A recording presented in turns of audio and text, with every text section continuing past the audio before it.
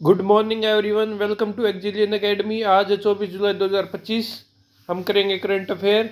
इस सेशन की पीडीएफ आपको हमारे टेलीग्राम चैनल पर मिल जाएगी, जिसका लिंक डिस्क्रिप्शन में दिया गया है।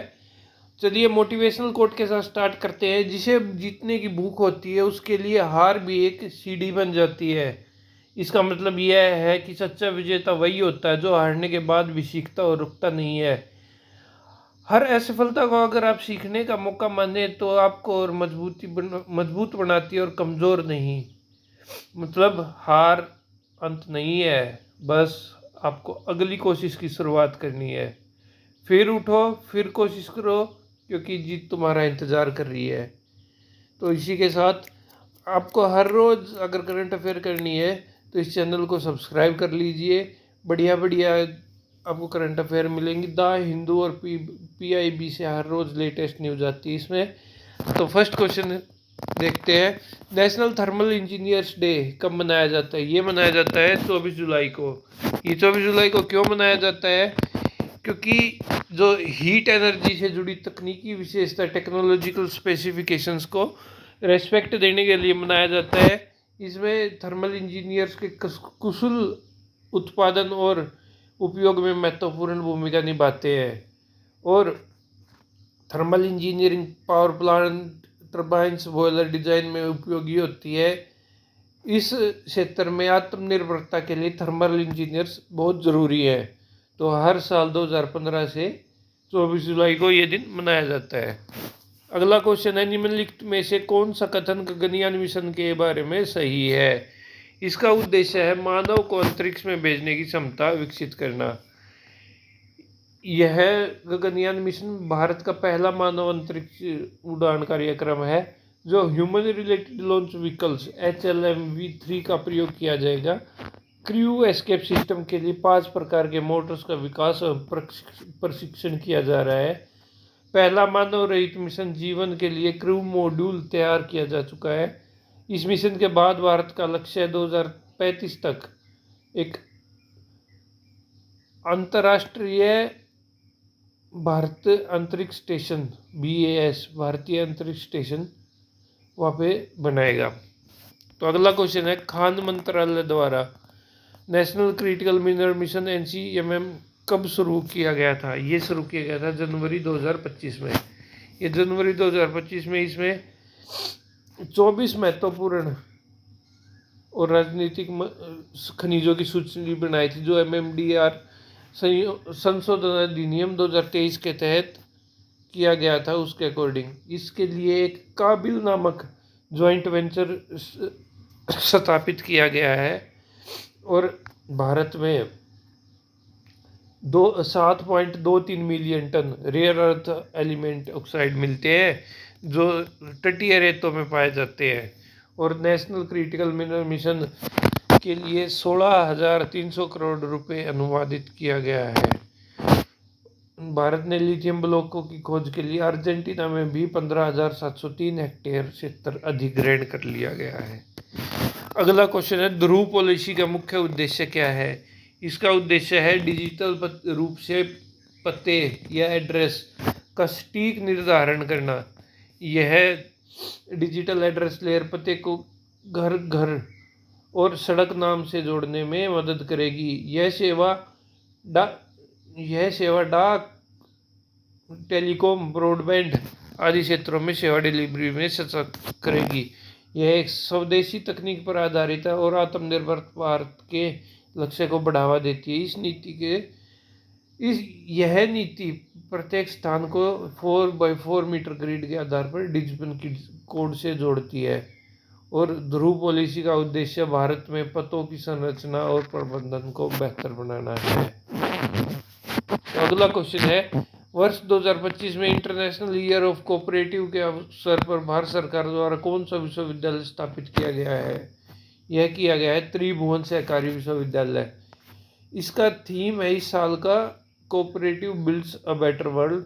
2025 को इंटरनेशनल ईयर ऑफ कोऑपरेटिव के रूप में मनाया जा रहा है। यह विश्वविद्यालय गुजरात आनंद में स्थापित किया जाएगा और इसके अंतर्गत एक पेड़ माँ के नाम अभियान के तहत देशव्यापी पौधारोपण किया जा रहा है। और अमूल और रेलवे स्टेशन पर इंटरनेशनल ईयर ऑफ कोऑपरेटिव 2015 का लोगो प्रमुखता से प्रदर्शित किया गया है। अगला क्वेश्चन है, भारतीय तटरक्षक बल आईसीजी के लिए गोवा शिपयार्ड लिमिटेड द्वारा निर्मित समुद्रा परासेट किस उद्देश्य के लिए उपयोग की गई है? यह पोल्यूशन कंट्रोल में तेल रिसाव नियंत्रण के लिए इसका यूज किया गया। और यह गोवा शिपयार्ड ने इंडियन कोस्ट गार्ड के लिए बनाई थी। यह 70% स्वदेशी सामग्री का उपयोग हुआ है। यह तेल रिसाव के रास्ते में ही साफ करने वाली साइड स्वीपिंग आर्म से लैस है। इसका वजन 4170 टन है और इसमें 14 अधिकारी और 115 नाविक संचालित करेंगे। यह आत्मनिर्भर भारत रक्षा उत्पादन अभियान का उदाहरण है। अगला क्वेश्चन है, वयोवृद्ध वामपंथी नेता एवं पूर्व मुख्यमंत्री वीएस अच्युतानंदन का अंतिम संस्कार किया गया। इनके निधन हो गया था 21 जुलाई को। और वहाँ पर जो पुनपरा वायलार शहीद स्मारक है अल्पुजा में, वहाँ पे इनका अंतिम संस्कार किया गया। ये सीएम रहे हैं केरला के 2006 से 2011 तक और कल इनका अंतिम संस्कार कर दिया गया। ये एक कम्युनिस्ट नेता थे और ये पूर्व मुख्यमंत्री रहे थे और इनकी में बहुत अंतिम दर्शन हेतु बहुत भीड़ उमड़ी। अगला क्वेश्चन है, वर्ल्ड फूड डे 2025 का आयोजन किस तिथि से किया जाएगा? यह किया जाएगा 25 सितंबर 2025 से। यह 4 दिन चलेगा, 25, 26, 28 सितंबर तक। और यह नई दिल्ली के प्रगति मैदान में आयोजित होगा। 90 से ज़्यादा देशों की भागीदारी अपेक्षित है और 200 से अधिक प्रदर्शक इसमें हिस्सा लेंगे। इस आयोजन का उद्देश्य भारतीय खाद्य वस्तुओं को वैश्विक रसोई तक पहुंचाना है। ठीक है। अगला क्वेश्चन, भारत के संविधान के अनुच्छेद 1431 के संदर्भ में निम्नलिखित कथनों पर विचार कीजिए। राष्ट्रपति केवल विधायी प्रश्नों पर ही सर्वोच्च न्यायालय से परामर्श मांग सकता है? नहीं, केवल नहीं, इसमें केवल आगे ना, क्योंकि और भी प्रश्नों पर वो सजेशन मांग सकता है। और सर्वोच्च न्यायालय का परामर्श राष्ट्रपति के लिए बाध्यकारी है? नहीं, वो चाहे तो दे सकता है, नहीं दे सकता, और राष्ट्रपति उसको मान सकता है, नहीं मान सकता।